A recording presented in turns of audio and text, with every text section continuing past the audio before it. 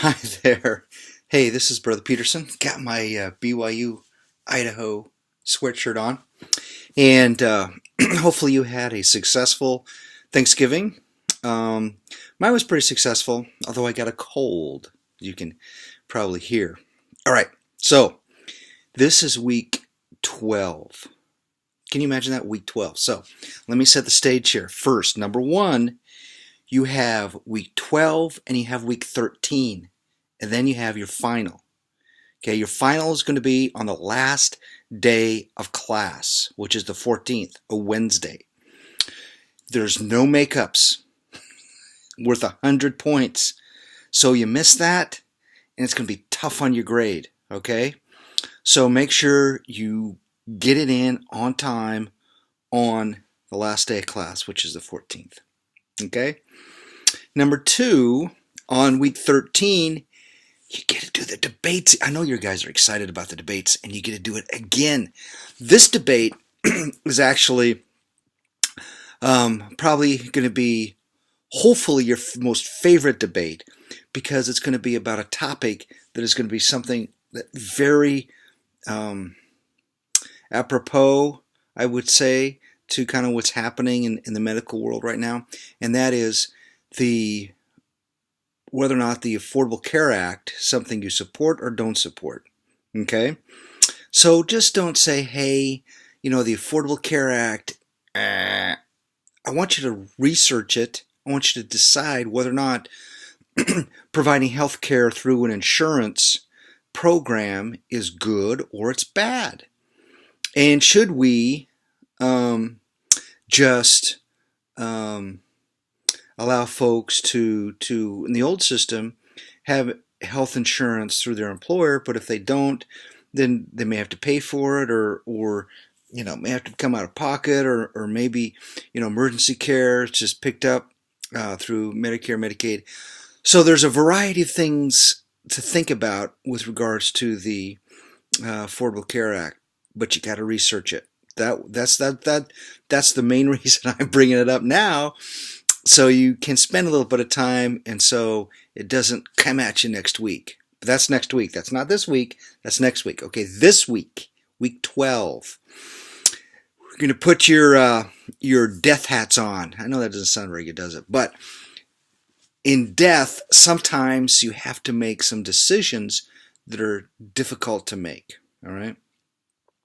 But there's some documents you can do to help those, particularly your loved ones, help you or help make those decisions when you may not be in a situation to help make those decisions. What am I talking about? Well, I'm talking about what we call a durable healthcare power of attorney and a living will. And so what you're going to have to do is you're going to have to go and look up those statutes in your state, whatever state you are. I know a lot of you are in Idaho, but some of you are in California, some of you are wherever. And if you happen to be not in one of the states, say Mexico, just pick a state and just go with it, all right? Maybe California. Just Google healthcare directives, and I need to have you do a durable healthcare power of attorney and a healthcare directive or living will. Okay, it's termed either one. And I need you to tell me when you would use those documents. And then I need you to also fill them out and send them in, okay? By you filling a sample out, posting them to your assignment board, that's worth, let me get this right, 40 points. Think about that for a second. 40 points. That means this whole assignment's worth 50 points. That's half. That is half of your final. So this is a very important. Now, why do we do that? Well, it's because these issues, living wills and durable powers of attorney, are not only important for you to understand with regards to those, particularly those that are going into healthcare, but it's also important for you personally.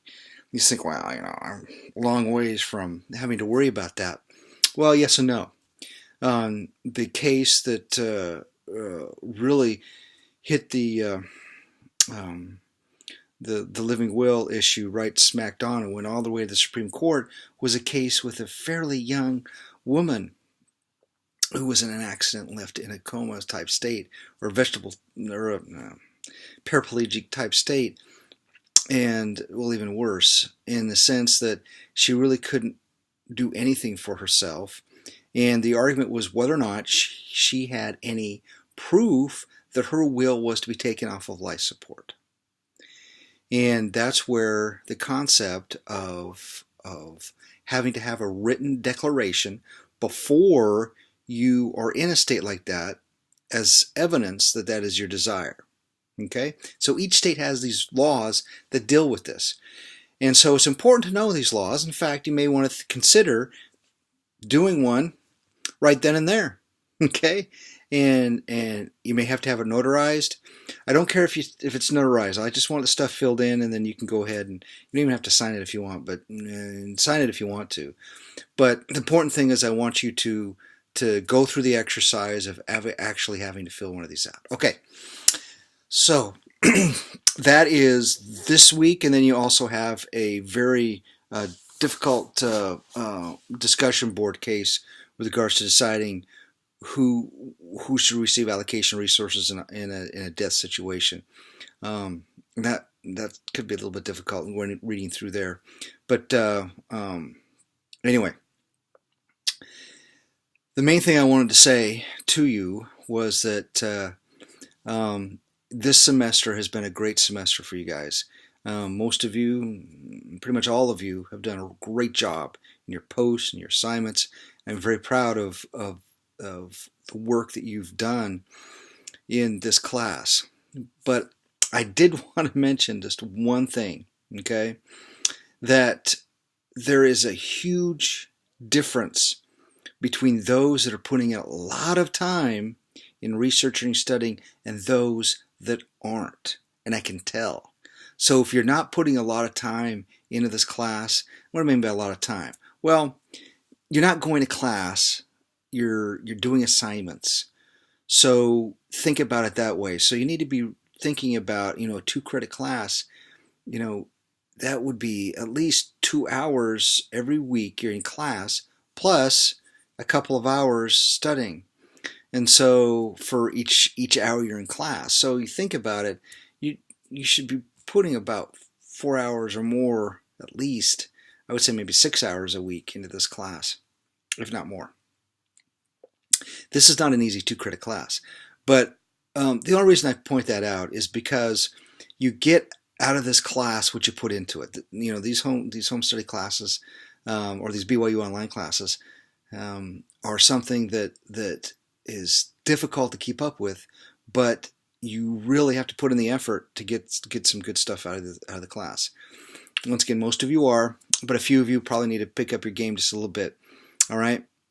Because this next couple of weeks I'm going to start grading a little bit harder because you have been in the class long enough to know how to do these discussions, know how to do these assignments, and particularly the debate next week. Going to be grading tough. So if you want an A, you got to put in the effort. All right? Hey, you guys are awesome. Learning is awesome, and BYU is awesome. BYU is awesome, okay? We'll talk to you next week. All right.